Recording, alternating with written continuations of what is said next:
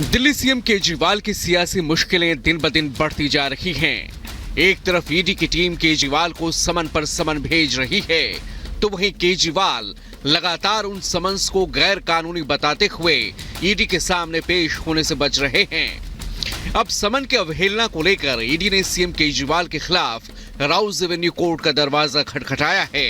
ED ने अदालत में सीएम केजरीवाल पर आरोप लगाते हुए कहा कि पब्लिक सर्वेंट होने के बावजूद केजरीवाल समन की तामील नहीं कर रहे। अब ईडी के 5 समन के बावजूद सीएम केजरीवाल पूछताछ के लिए ईडी के सामने पेश नहीं हुए हैं।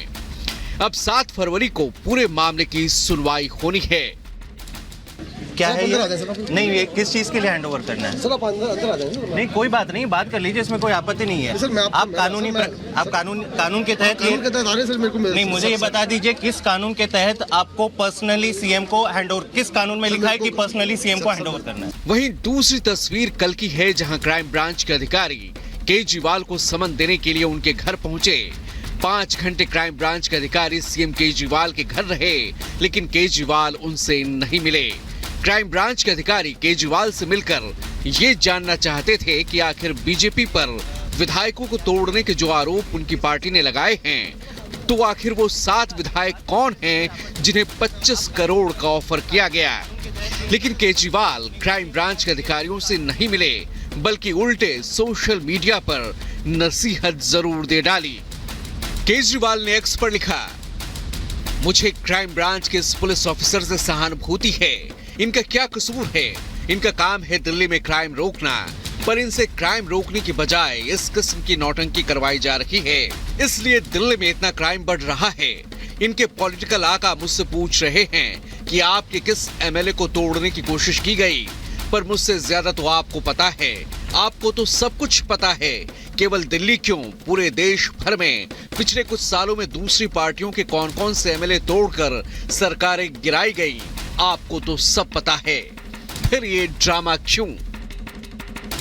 दरअसल दिल्ली के मुख्यमंत्री केजरीवाल और उनकी कैबिनेट में मंत्री आतिशी सिंह ने बीजेपी पर आपके विधायकों को तोड़ने का आरोप लगाया। आपके 7 विधायकों को 25-25 करोड़ रुपए का ऑफर करने के दावे किए गए, जिसे लेकर दिल्ली पुलिस की क्राइम ब्रांच की टीम उन्हें नोटिस देने पहुंची और 5 घंटे तक उनको नोटिस देने के लिए उनके घर के सामने रुके। कई प्रयासों के बाद आखिरकार सीएम ऑफिस में नोटिस देकर क्राइम ब्रांच की टीम वापस लौट गई। दिल्ली में उन्होंने, आप में से कई लोगों ने आके बताया कि कई लोगों के पास गए थे, बोले 25-25 करोड़ रुपए ले लो, है ना। दिल्ली वालों ने हीरे चुन के भेजे हैं, तो एक आदमी ने भी कहा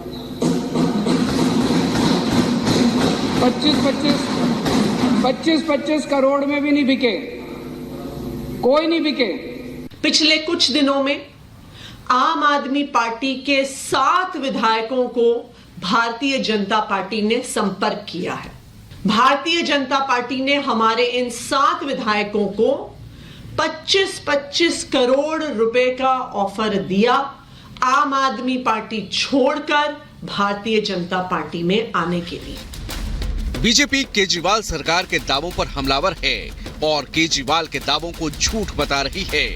बीजेपी का आरोप है कि आम आदमी पार्टी सिर्फ आरोपों के जरिए सनसनी फैलाना चाहती है। एनफोर्समेंट डायरेक्टोरेट 5-5 समन जारी करता है एक बेहद गंभीर शराब घोटाले के मामले में, तब अरविंद केजरीवाल भाग जाते हैं। जब दिल्ली पुलिस की क्राइम ब्रांच उनके द्वार पर पहुंचती है, उन्हें नोटिस देने के लिए और जांच में सहयोग देने के लिए पहुंचती है, तो अरविंद केजरीवाल यहां से भी भाग जाते हैं। शूट एंड स्कूट बहुत पुरानी पॉलिसी है आम आदमी पार्टी की। ये झूठ का सहारा आए दिन लिए जाते हैं। मेरा निवेदन है अरविंद केजरीवाल जी से कि इस बार तो जांच में जुड़िए। जिस तरह ईडी की जांच से आप भाग रहे हैं, कम से कम ये जो असत्य का सहारा आपने अब ले लिया है भाजपा पे झूठा दोषारोपण करने का, कम से कम यहां तो जांच में जुड़िए और अपनी जवाबदेही करिए। आज क्राइम ब्रांच की टीम मंत्री आतिशी के घर भी नोटिस देने जाएगी। जाहिर है दिल्ली में बीजेपी और आम आदमी पार्टी के बीच का घमासान रुकने का नाम नहीं ले रहा है। बीजेपी आम आदमी पार्टी पर शराब घोटाले को लेकर पहले से ही हमलावर है। अब क्राइम ब्रांच का नोटिस नहीं लेकर केजरीवाल की मुश्किलें क्या और बढ़ेंगी? Bureau report, Republic Bharat. तो चले आगे बढ़ेंगे। दरअसल जमीन घोटाले से जुड़े मामले में मनी लॉन्ड्रिंग का यह मामला पूरा, और अब इस मामले में आपको बता दें हेमंत सोरेन और भानु प्रताप की आमने सामने उनसे पूछताछ हो सकती है। दरअसल अब हेमंत सोरेन और भानु प्रताप को ईडी की टीम आमने सामने बिठाकर पूछताछ करने वाली है। पूर्व सीनियर अफसर की रिमांड पर भी अब जो है वो जांच एजेंसी लेने की कवायद में जुट गई है। भानु प्रताप को रिमांड में लेने के लिए कोर्ट में याचिका भी दायर की गई है। दरअसल इस याचिका पर सोमवार को सुनवाई होगी। फिलहाल भानु प्रताप जेल में बंद हैं। जमीन घोटाले से जुड़े मनी लॉन्ड्रिंग मामले में प्रवर्तन निदेशालय का बड़ा एक्शन लगातार जारी है। चले उस बीच एक और बड़ी खबर आपको बता दें, झारखंड में फ्लोर टेस्ट से पहले हलचल तेज हो चुकी है। आज शाम तक रांची वापस आ सकते हैं एमएलए। हैदराबाद से रांची वापस सभी विधायक आ सकते हैं। 5 फरवरी को झारखंड विधानसभा में फ्लोर टेस्ट होना है, जिसको लेकर आज खबर यह है कि देर शाम तक सभी एमएलए हैदराबाद से रांची पहुंच सकते हैं। फ्लोर टेस्ट यानी कि बड़ी अग्नि परीक्षा झारखंड में।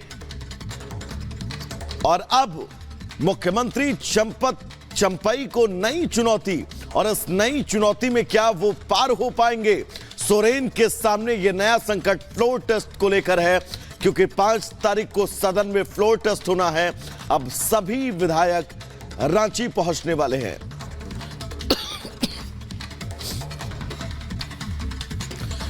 तो चलिए आगे बढ़ेंगे, जहां पर झारखंड में जमीन घोटाले को लेकर ईडी के एक्शन से हेमंत सोरेन और उनकी पार्टी की मुश्किलें लगातार बढ़ रही हैं।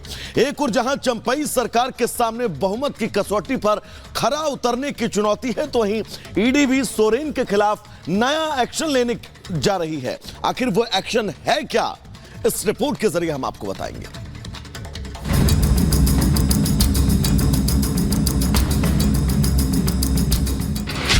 भ्रष्टाचार से जुड़ा कनेक्शन, ईडी का ताबड़तोड़ एक्शन।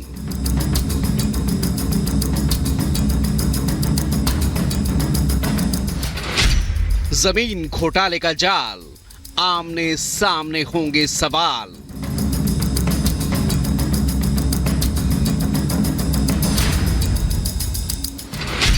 ईडी के शिकंजे पूर्व अधिकारी, सदन में अग्नि परीक्षा की बारी।